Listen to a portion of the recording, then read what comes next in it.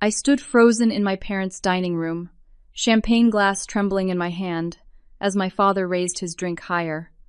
The room fell silent. 23 relatives turned their eyes toward the head of the table. My mother stood beside him, smiling that practiced smile I knew too well. My father cleared his throat and spoke words that would shatter everything. "A toast," he announced. "Some kids make you proud. Others just take up space." Laughter erupted. Every single person in that room laughed while staring directly at me. My hands shook against the steering wheel as I drove away from that house, away from those people, away from 32 years of being invisible. The road blurred through tears. I refused to let fall until I was safely alone. 20 miles stretched between their house and my condo. 20 miles I had driven every Sunday for 5 years. 20 miles that suddenly felt like the best decision I had ever made. I had arrived at that dinner thinking it was just another family gathering. My sister Madison had mentioned something about celebrating her latest achievement, though she had been deliberately vague about the details. I should have known better. I should have recognized the setup. The dining room had been packed with aunts, uncles, cousins, and family friends. My mother had cooked her famous pot roast. My father had opened the expensive wine. Everything had seemed normal until dessert, until that toast, until the world tilted sideways, and I saw my family for exactly what they were. But that moment in the dining room was not the beginning. The real story started 5 years earlier, when I was 27 years old and working 2 jobs to keep my head above water. I had a morning shift at a medical billing company, processing insurance claims from 7 in the morning until 3 in the afternoon. Then I would drive home, change clothes, and spend my evenings doing freelance graphic design work until midnight. Sleep came in small chunks between alarm clocks and deadlines. Madison had gotten engaged that year to Trevor, a lawyer she had met through mutual friends. My parents threw an engagement party that cost more than my monthly rent. I remembered walking into the country club they had rented, seeing the ice sculptures and the champagne fountain, watching my mother glow with pride as she introduced Madison and Trevor to everyone who mattered in their social circle. What nobody knew, what nobody ever knew, was that I had quietly paid the catering bill. $1,200 charged to my credit card because my parents had run out of money 3 days before the party. My mother had called me crying, begging me not to let Madison be embarrassed. So I paid. I always paid. My apartment at the time had been a studio with thrift store furniture and a kitchen table I had built myself from scrap wood. I kept detailed budget spreadsheets, tracking every dollar, cutting coupons, buying generic brands, doing whatever it took to save money. Not for myself. Never for myself. But because I knew, somehow I always knew, that my parents would need me to rescue them. And they did. Over and over again. The praise was constant and crushing. Every family dinner became a celebration of Madison. She was so smart. She was so beautiful. She was marrying a lawyer. She had such good taste. She knew how to dress. She knew how to make an impression. Meanwhile, I sat at the end of the table in my Target clearance clothes, eating food I had helped pay for, listening to my accomplishments dissolve into silence. I had gotten promoted to senior billing specialist that year. I had published my design portfolio online and landed 3 major clients. I had grown my savings account despite the constant drain. None of it mattered. None of it was ever mentioned. 3 years ago, my father called me at work. His voice had been tight with panic. They were 3 months behind on their mortgage. $4,800. The bank was threatening foreclosure. Could I help? Just this once? They would pay me back. I took out a personal loan. I signed papers that would take me 2 years to pay off. I saved their house.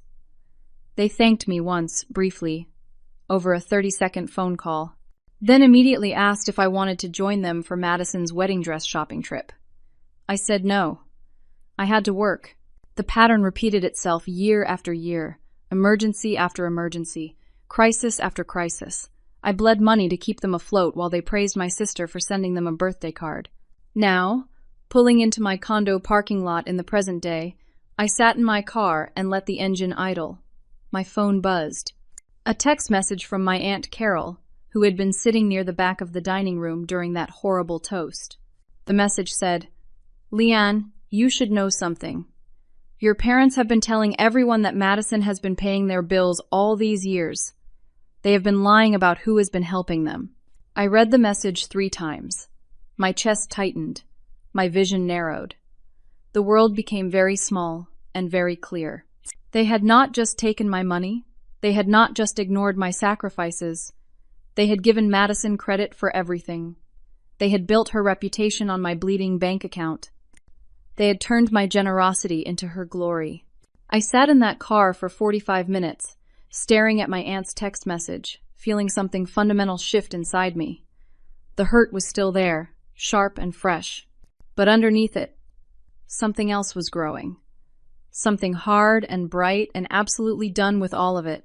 I barely slept that night. At 3 in the morning, I got up, made coffee, and spread 5 years of bank statements across my dining room table. Numbers do not lie. Numbers cannot spin stories or play favorites.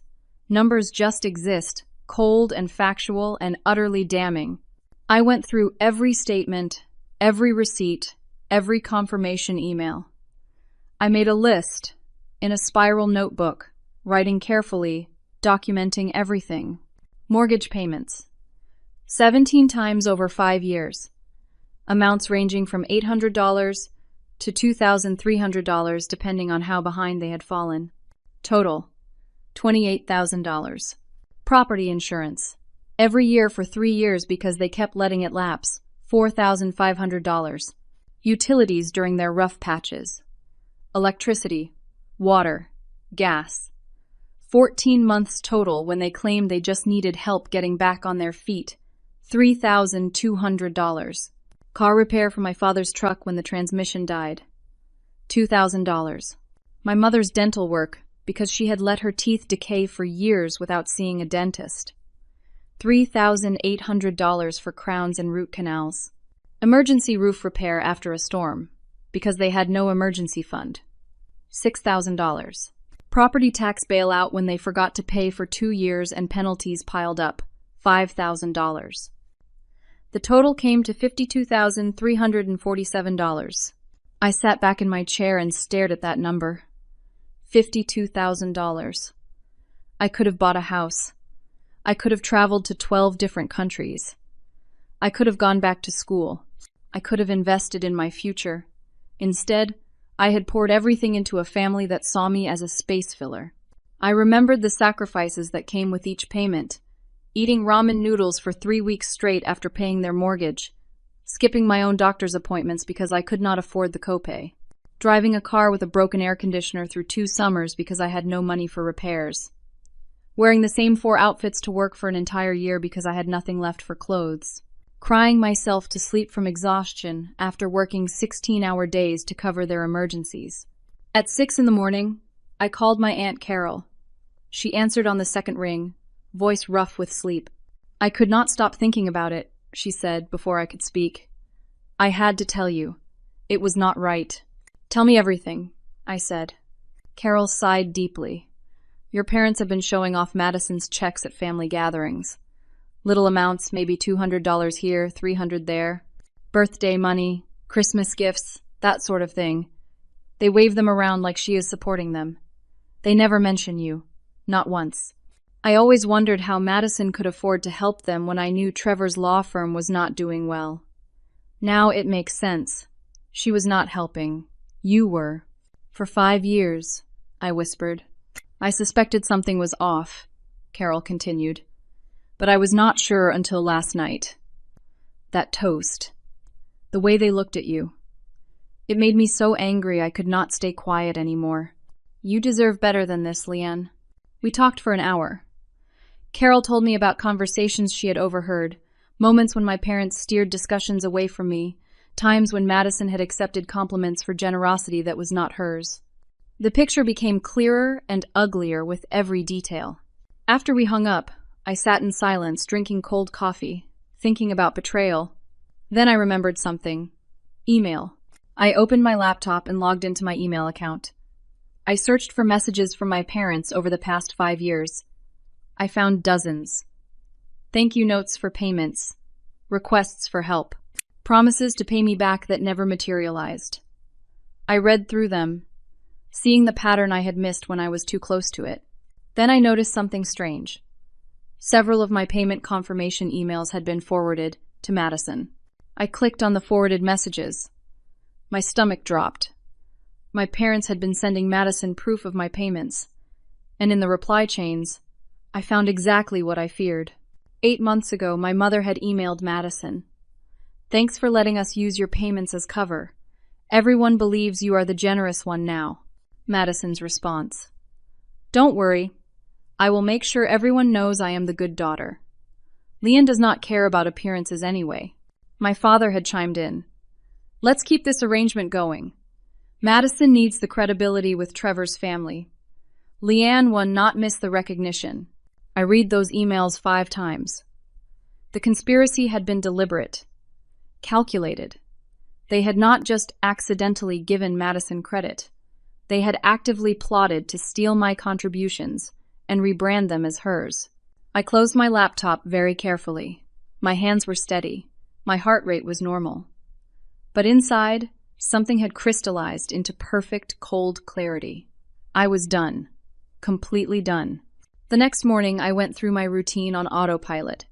Shower, coffee, drive to work.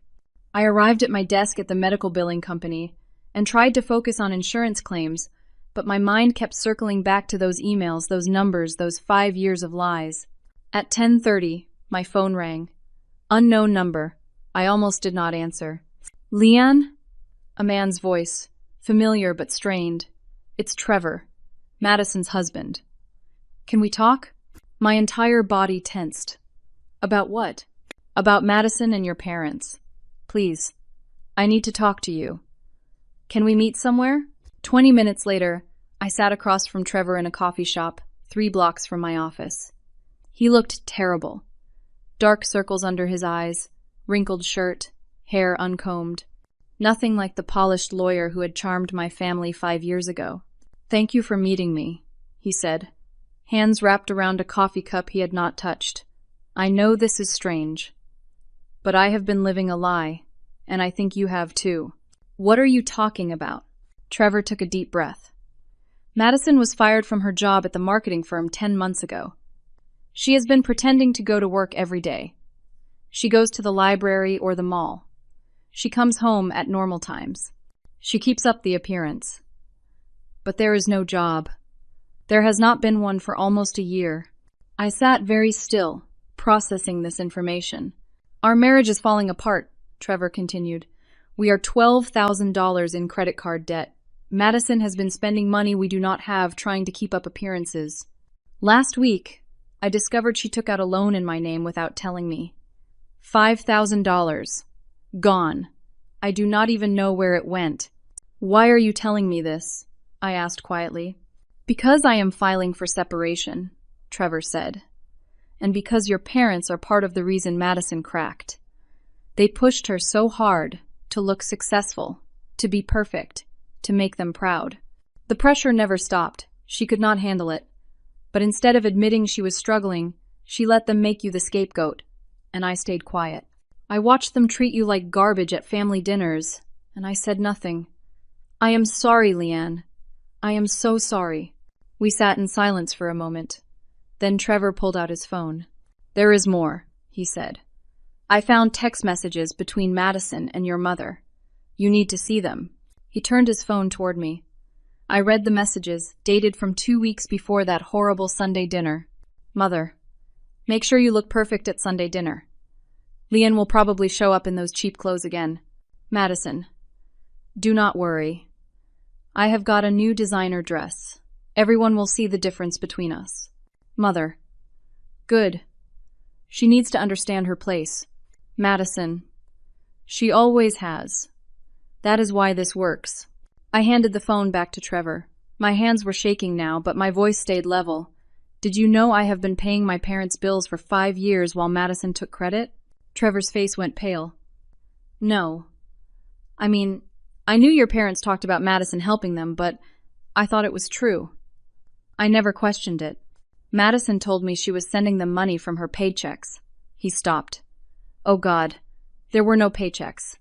So there was no money. It was you. It was always you. Before I could respond, the coffee shop door opened. Madison walked in. She froze when she saw us sitting together. Her face went from surprise to panic to rage in 3 seconds. She stormed over to our table. "What is this? Trevor, what are you doing?" "Talking to your sister," Trevor said calmly. "About the truth."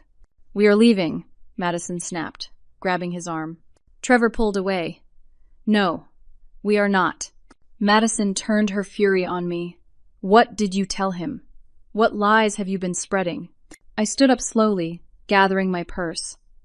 I looked at my sister, really looked at her, maybe for the first time in years. She was terrified. Beneath the designer dress and the perfect makeup, she was absolutely terrified. "I have not told him anything," I said quietly. "But I have a question for you.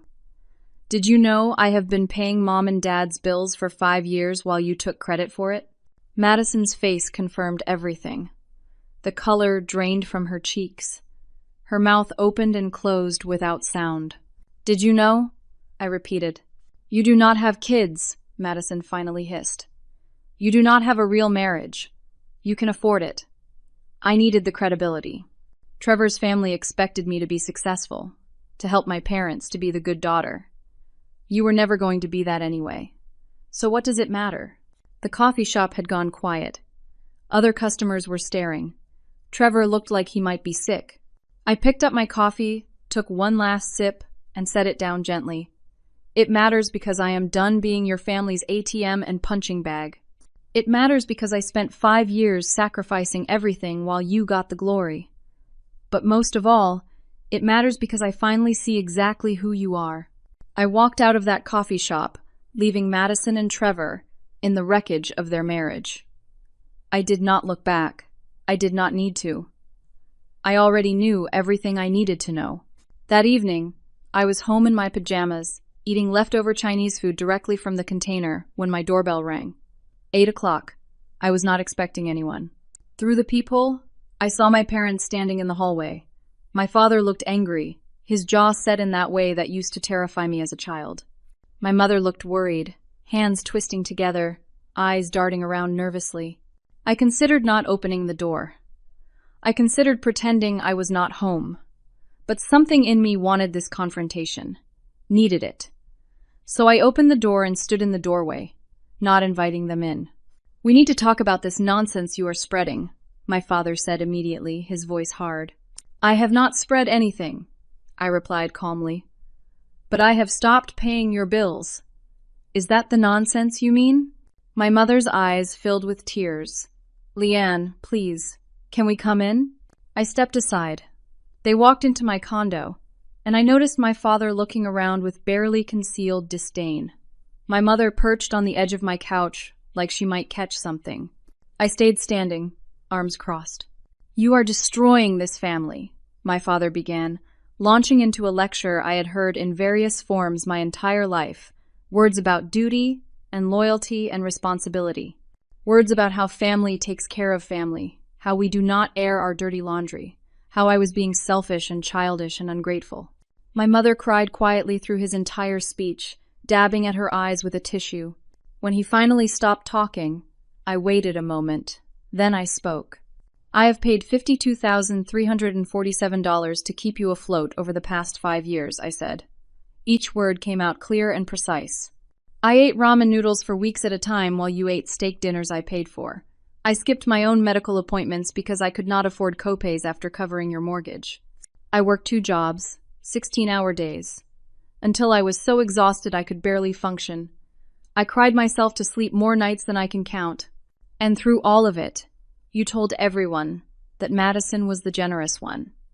You gave her credit for my money, my sacrifice, my bleeding." My father's face started to change. My mother's crying intensified. "You did not just ignore my help," I continued. "You humiliated me in front of our entire extended family. You stood up at Sunday dinner and told everyone I take up space. You laughed at me. You made me the family joke while spending my money." "Madison needed the confidence boost," my mother said weakly. "She was struggling, and you have always been so strong. We thought you could handle it. You thought I would not mind? I asked, my voice rising despite my efforts to stay calm. You thought I would just keep paying while you destroyed my reputation? We did not think you cared about appearances, my father said. You never seemed to care what people thought. I cared, I said quietly. I cared every single time you praised Madison and ignored me. I cared every single time you introduced her accomplishments and forgot mine.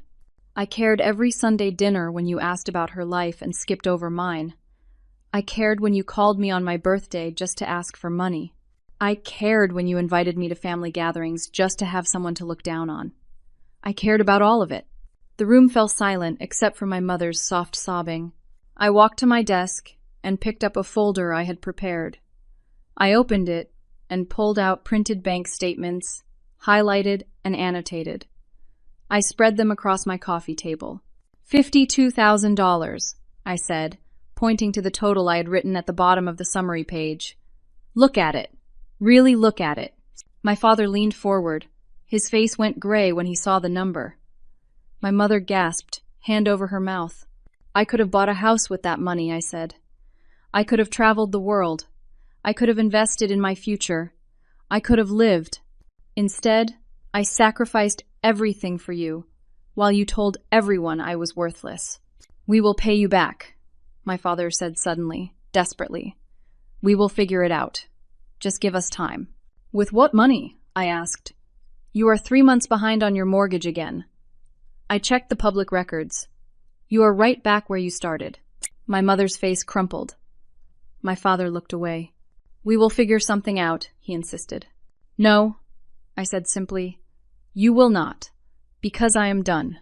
No more money, no more bailouts, no more sacrificing myself for people who see me as a space filler. My mother stood up, walked toward me. We are your parents. Family is supposed to help each other. You cannot just abandon us. Like you abandoned me? I asked. Like you emotionally abandoned me my entire life while I financially supported you? That kind of abandonment? She had no answer. My father tried one more approach. He stood up, drew himself to his full height, and used the voice that had made me obey as a child. We are your parents. You owe us. We raised you. We fed you. We put a roof over your head. This is how you repay us? Something inside me snapped. Not with anger, but with perfect, crystalline clarity. No, I said. I do not owe you. Not anymore. You did the bare minimum that parents are legally required to do. You fed me and housed me, but you never loved me the way you loved Madison. You never valued me. You never saw me. And I am done begging for crumbs of affection while bleeding myself dry financially. My father opened his mouth, closed it, opened it again. No words came out. I want you to leave now, I said quietly. Lean, my mother pleaded. Leave. They stood there for another moment, looking at me like they had never seen me before. Maybe they had not. Maybe they had never actually looked. Then my mother said something that made the room tilt. We refinanced the house last year, she whispered. We got $80,000 in cash out from the refinance. I stared at her. What? My father shot her a look that could kill, but she kept talking, words tumbling out in a rush. We refinanced. Got $80,000. We gave $60,000 to Madison. She said it was for an investment opportunity. She said it would make us all rich.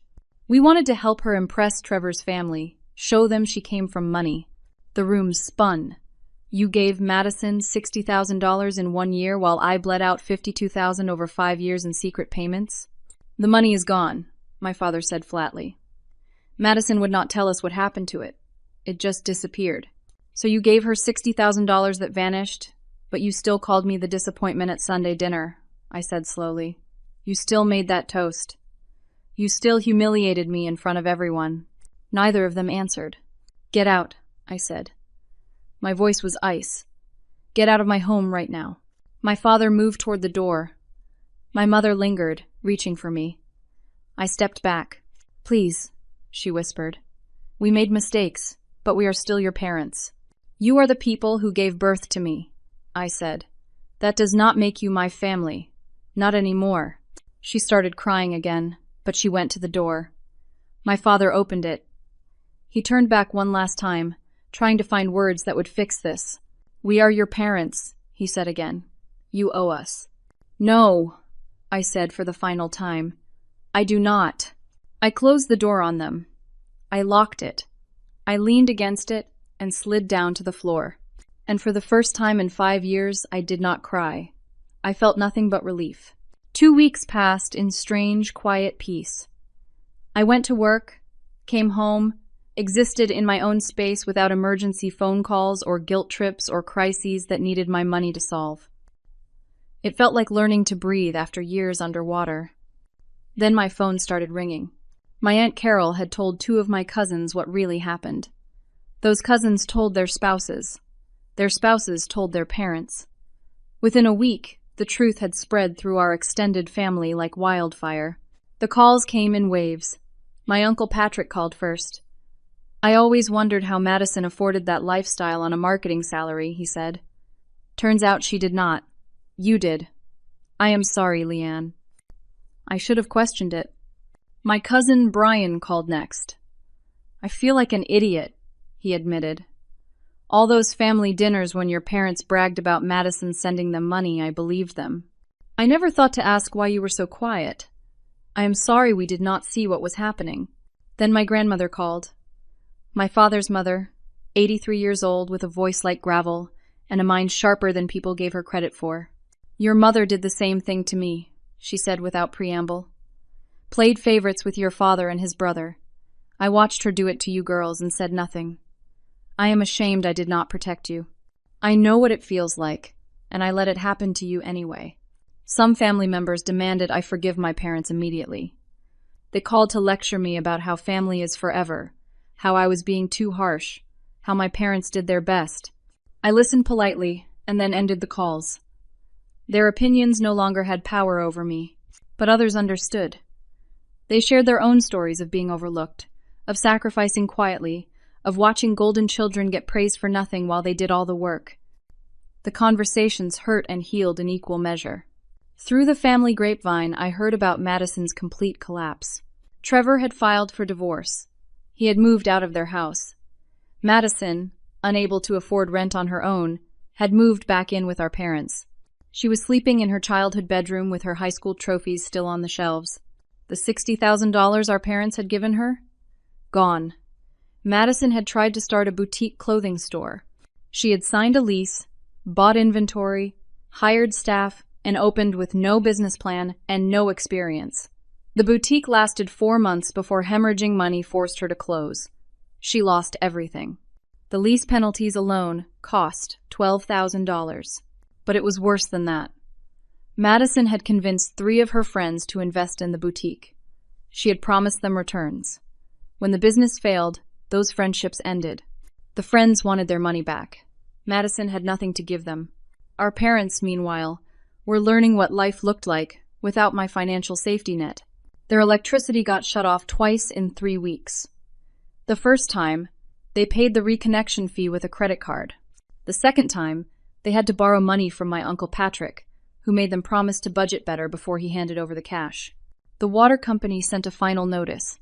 The gas bill went to collections. My father's truck broke down again, and this time there was no money to fix it.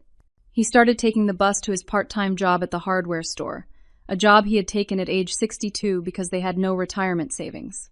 My mother's prescription costs piled up. She needed medication for high blood pressure and cholesterol, but she kept skipping doses to make the bottles last longer. Her health started declining. They called Madison for help. Madison had nothing to give. She was applying for jobs at retail stores and coffee shops, taking anything that would hire her. Her resume had a 10-month gap she could not explain without admitting she had been fired and lied about it. The fights between Madison and our parents became legendary in family gossip. Screaming matches about whose fault it was. Madison blamed them for pressuring her to be perfect. They blamed her for losing $60,000. Everyone blamed everyone, and nothing got solved. Meanwhile, the community judgment rolled in like a tide. Our parents attended a small Methodist church in their town. Word spread through the congregation about how they had treated me. Several church members approached my mother after Sunday service to express disappointment. One woman, a grandmother of 6, told my mother directly that what she had done was cruel and unchristian. My mother stopped attending services. My father's poker buddies, men he had known for 20 years, started finding excuses not to include him in their weekly games. They had heard the story from their wives, who had heard it from the church women, who had heard it from family members. The social consequences rippled outward. Neighbors who had watched me visit every Sunday for 5 years, carrying groceries and writing checks, started putting pieces together. They had seen Madison show up in designer clothes and expensive cars while I drove my practical sedan and wore Target clearance. They had drawn their own conclusions about who was successful and who was struggling. Now they knew the truth was exactly backward. The judgment was quiet but devastating. Invitations stopped coming. Casual friendships cooled. My parents, who had built their entire social identity around having a successful daughter married to a lawyer, watched that identity crumble when everyone learned the successful daughter was broke and divorced, while the disappointment daughter had been funding their lifestyle. 3 weeks after our confrontation, my phone rang with a number I did not recognize. I almost sent it to voicemail, but something made me answer. "Leanne?" A woman's voice, professional and warm. "This is Patricia Chen from Meridian Healthcare Consulting. I know this is unexpected, but I wanted to reach out to you about an opportunity." I sat up straighter. Patricia Chen was my former boss from the medical billing company. She had left 2 years ago to start her own consulting firm. "I am listening," I said carefully. "I am expanding Meridian, and I need a partner. Someone who knows medical billing inside and out, who has design skills for client presentations, who understands the business from the ground up." I immediately thought of you. The position comes with a starting salary of $95,000 per year, plus equity in the company, full benefits, retirement matching, the works. There is just one catch. "What is it?" "The position is in Colorado. Denver. We would need you to relocate. 2 states away, 2,000 miles from my parents. A fresh start in a city where nobody knew my history." "You would have 3 days to decide," Patricia continued. "I know it is fast, but I need to fill this position quickly, and Leanne, you are my first choice. You have always been brilliant at what you do. I have watched your career from a distance, and I think you are ready for this." We talked for 40 minutes about the position, the company, the vision for growth. Everything she described sounded like a dream. A real career, not just a job. Partnership equity. Financial security. Respect. After we hung up, I sat in my living room and stared at the wall. I could leave. I could walk away from all of it.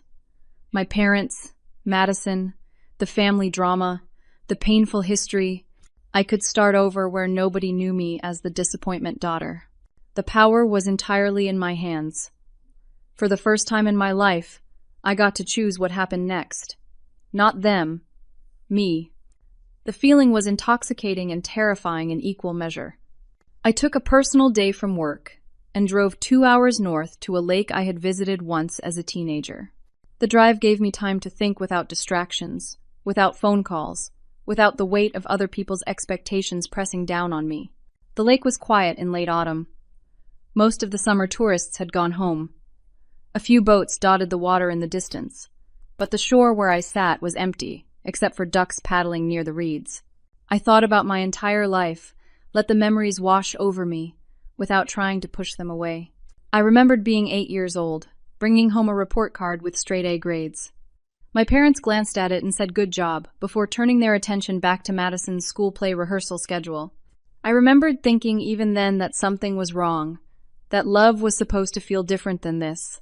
I remembered high school. Madison got new cheerleading uniforms, expensive and custom-fitted. I worked after school at a grocery store to buy my own band instrument because the school's loaner clarinet was falling apart. My parents came to one of Madison's cheerleading competitions and 0 of my band concerts. They said they were busy.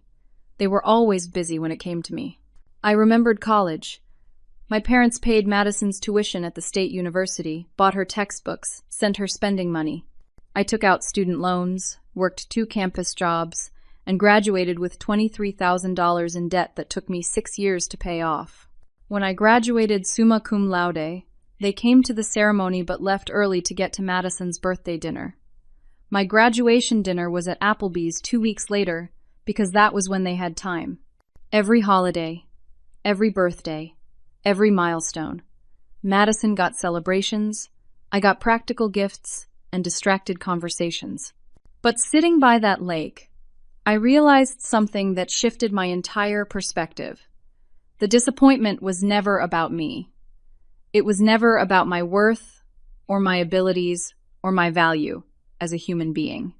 The disappointment was their own inadequacy reflected back at them. I had always been independent. Even as a child, I solved my own problems, made my own decisions, figured out my own path. I did not need them to tell me how to live, and that independence threatened them. Madison, on the other hand, needed them constantly. She needed their validation, their approval, their financial support, their guidance. She made them feel necessary, important, powerful. I made them feel obsolete. The cruelty had not been about me being less than Madison. It had been about them needing to feel needed, and I had never needed them the way they wanted to be needed. The realization did not erase the hurt, but it changed the shape of it, made it smaller, made it theirs to carry instead of mine. My phone rang. I looked at the screen. My father. I almost declined the call, but something in me wanted to hear what he had to say, so I answered. Leanne. His voice was different, quiet, broken. I need to tell you something. I waited. I got your birth certificate out yesterday, for some paperwork with the bank. He paused, took a shaky breath. You were born 6 weeks premature. Your mother was very sick. We almost lost both of you. I know this story, Dad. You do not know all of it, he said. The doctors told us you might have developmental problems. They said you might struggle. Physically, mentally. They prepared us for a difficult child. Your mother and I, we spent your entire first year waiting for something to go wrong. Waiting for you to fail. Waiting for the doctors to be proven right. I felt cold despite the afternoon sundae. But you were fine, he continued. More than fine. You were perfect. You hit every milestone early. You were reading at 3. You were doing math in your head at 5. You were so smart, so capable, so independent. But I think, God help me, I think we never let go of that fear. We kept waiting for you to fail, to need us, to prove those doctors right. He was crying now. I could hear it in his voice. Madison was easy. She needed us. She made us feel like good parents, like we had a purpose. You were always so independent, so capable. We told ourselves you did not need our praise. You did not need our attention. But the truth is, Leanne, we were intimidated by you. We were scared of you. You were the child who did not need us, and that terrified us more than anything. I sat in silence, processing his words, understanding and fury mixing together in my chest. I am not asking for forgiveness, my father said. I do not deserve it. I am just asking you to understand. We were wrong. About everything. You were never the disappointment. You were the miracle we were too scared to appreciate. And by the time we realized what we had done, how we had treated you, it was too late. We had already destroyed any chance of a real relationship. Why are you telling me this now? I asked quietly. Because you deserve to know it was not about you. It was never about you. It was always about us and our own failures. And because I need you to know that I am proud of you. I should have said it every day of your life. But I am saying it now. I am proud of you, Leanne. I am so proud I cannot even find the words. We sat in silence, connected by phone across the miles, neither of us knowing what to say next. I have a job offer, I said, finally, in Denver. Partnership in a consulting firm. $95,000 a year plus equity. I would be moving in 6 weeks. You should take it, my father said immediately. You should take it and never look back. That is what I am planning to do. Good, he said. Good. You build the life you deserve, Leon, even if we are not in it. After we hung up, I sat by the lake for another hour, watching the ducks, feeling the sun on my face, letting everything settle into place. My father's explanation did not fix anything. It did not erase 32 years of being invisible, but it gave me something I needed. Context. Understanding. The knowledge that their cruelty was about them, not me. I made my decision sitting there by the water. I called Patricia and accepted the partnership. I was moving to Denver. Fresh start, new city, real career. But first, I had something I needed to do. I drove back to my parents' house. It was 4 in the afternoon when I pulled into their driveway. Madison's car was there. I had expected that. I wanted both of them present for this. Madison answered the door. She looked terrible. No makeup, hair in a messy ponytail, wearing sweatpants and an old t-shirt. She stared at me like I was a ghost. "What are you doing here?" I walked past her without answering. My parents were in the living room, sitting on opposite ends of the couch like strangers. They looked up when I entered, both of them going pale. I pulled an envelope from my purse and set it on the coffee table between us. "What is that?" my mother asked. "Open it." My father reached for the envelope with shaking hands. He pulled out a check. His eyes widened. $15,000. That is enough to catch up on your mortgage and cover your bills for 3 months, I said. After that, you are on your own. Why? My mother whispered. After everything, why would you do this? Because I am not doing this for you, I said clearly. I am doing it for me. I am choosing to be the person I want to be, not the person you made me feel like. I am choosing to close this chapter with grace instead of bitterness. Not because you deserve it, but because I do. I turned to Madison. She was standing in the doorway, arms wrapped around herself, tears running down her face. You and I are done, I told her. We are not sisters. We are strangers who happen to share DNA. I do not forgive you, and I do not want a relationship with you. But I hope you figure out who you are without their expectations crushing you. I hope you find yourself under all the pressure and the lies, because that person, whoever she is, deserves better than the life you have been living. Madison sobbed but said nothing. I looked at my parents one last time. I spent 32 years trying to earn your love. I bled myself dry financially and emotionally trying to be good enough. I am done. I love myself enough now. That is all I needed. I walked to the door. My mother called after me. Leon, wait, please. I stopped, but did not turn around. I am moving to Denver in 6 weeks. I have a new job, a new life, a new future. You will not be part of it. That check is my goodbye. Use it wisely. I left that house for the last time. I got in my car, drove away, and did not look in the rearview mirror. I was finally free. 6 months later, my life looked completely different. I stood in my corner office on the 14th floor of a building in downtown Denver, looking out at the Rocky Mountains in the distance. The view never got old. Every morning, I arrived at work and took a moment to appreciate where I was, how far I had come, how different everything felt. Meridian Healthcare Consulting had exceeded every expectation. Patricia and I made a formidable team. She handled the big picture strategy while I managed the operations and client relations. We had landed 6 major contracts in 5 months. Our reputation was growing. My equity in the company was already worth more than I had ever imagined.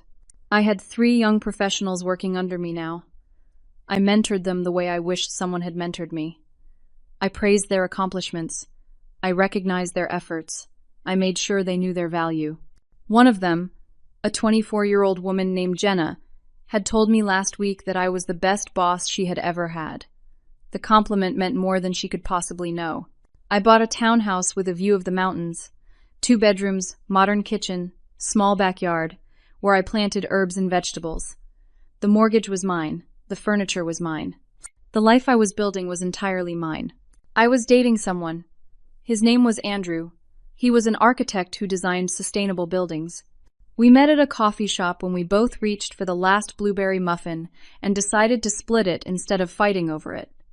He was kind, thoughtful, and treated me with a respect I had not known I deserved. We took things slow. There was no pressure, no expectations, just two people enjoying each other's company. I had new friends, people from work, from my neighborhood, from the yoga class I joined, people who knew me only as Leanne, successful consultant and good friend. They knew nothing about my history, my family, the years of being invisible. To them, I was just myself. It was liberating. I went to therapy every week. Dr. Sarah Martinez helped me untangle 32 years of emotional damage. We worked through the hurt, the anger, the grief. She taught me that healing was not about forgetting or forgiving. It was about understanding, releasing, and choosing to move forward. I started a blog, Anonymous. I wrote about financial boundaries in families, about recognizing emotional abuse, about the cost of trying to earn love from people incapable of giving it. The blog had over 10,000 followers now. I received messages every day from people telling me my words had helped them set boundaries, had helped them see their own worth, had helped them walk away from toxic family dynamics. Knowing I was helping others heal made my own healing feel purposeful. Through my Aunt Carol, I heard updates about my family. I never asked for them, but Carol insisted on telling me anyway. She said I deserved to know, even if I did not care anymore. My parents had kept their house, barely. The $15,000 I gave them bought enough time for my father to pick up extra shifts and my mother to start working part-time at a grocery store. They were living on a strict budget now, making their own sacrifices, learning what financial struggle actually felt like. Madison had moved into a small apartment and gotten a job at a coffee shop. She was working her way up to assistant manager. Carol said she seemed different, quieter, less concerned with appearances. She had started attending therapy too, working through her own issues with our parents' expectations and her role in the family dysfunction. My parents and Madison were going to family therapy together.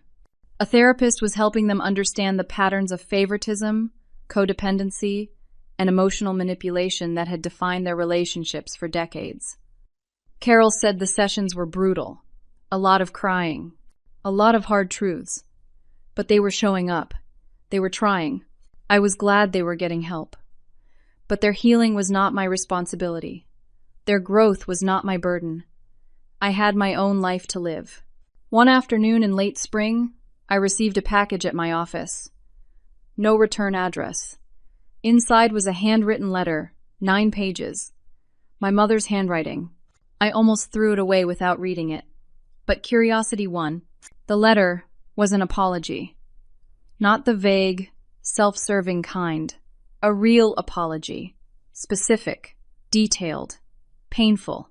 She listed every moment she remembered hurting me. The time she forgot my 10th birthday because she was planning Madison's surprise party.